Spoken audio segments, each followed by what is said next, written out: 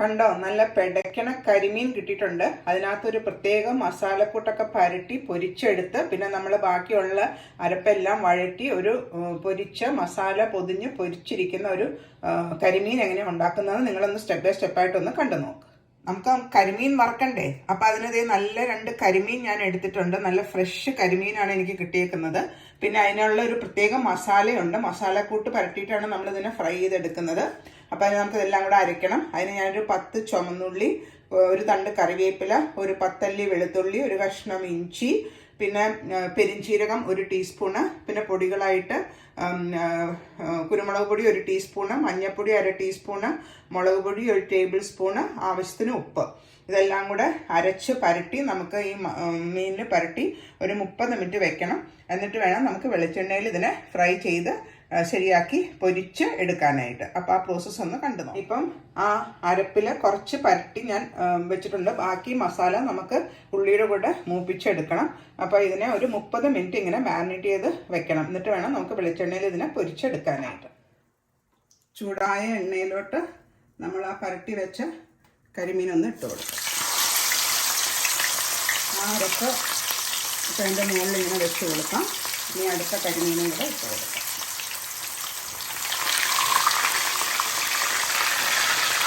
ഇനി ഒരു 3 മിനിറ്റ് ഇതിനിങ്ങനെ അനക്കരുത്. അപ്പോൾ ആ സൈഡൊന്ന് കുക്കായിക്കോളും.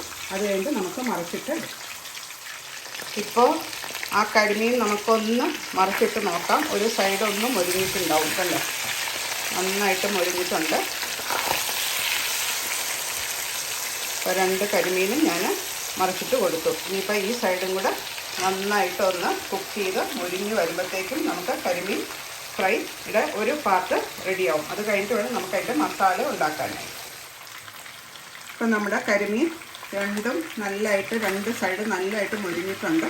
അപ്പോൾ അതിനെ ഞാൻ ഒരു പ്ലേറ്റിലോട്ടൊന്ന് മാറ്റുവാണ്. എന്താ നല്ല കരിമീൻ. അങ്ങനെ നമുക്ക് 2 കരിമീനെ മാറ്റാം.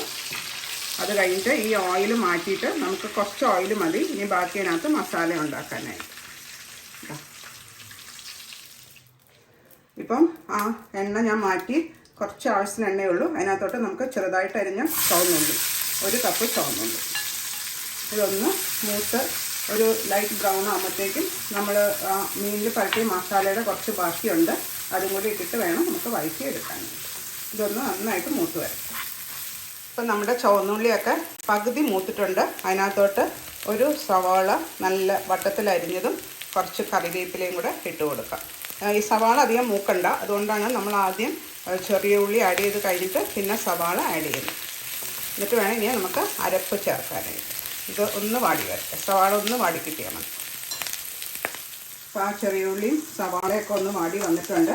അപ്പോൾ നമ്മൾ നേരത്തെ ആ മീനിൽ പരത്തിയ ആ അരപ്പ് അതിനകത്തോട്ടിട്ട് അതിനെ ഒന്ന് അതിൻ്റെ പച്ചച്ചവ മാറുന്നവരെ ഇതിന് ചെയ്യുമ്പോൾ ചെറിയ തീയിൽ വേണം ചെയ്യാനായിട്ട്. ആ അരപ്പും കൂടെ ഒന്ന് മൂത്ത് വരണം. അത് കഴിയുമ്പോൾ നമുക്ക് ഇതിനകത്തോട്ട് മീൻ വറുത്തത് ഈ ബെഡ് ഓഫ് ഈ മസാലയിൽ നമുക്ക് ഫിഷ് ഫ്രൈ സെർവ് ചെയ്യാം.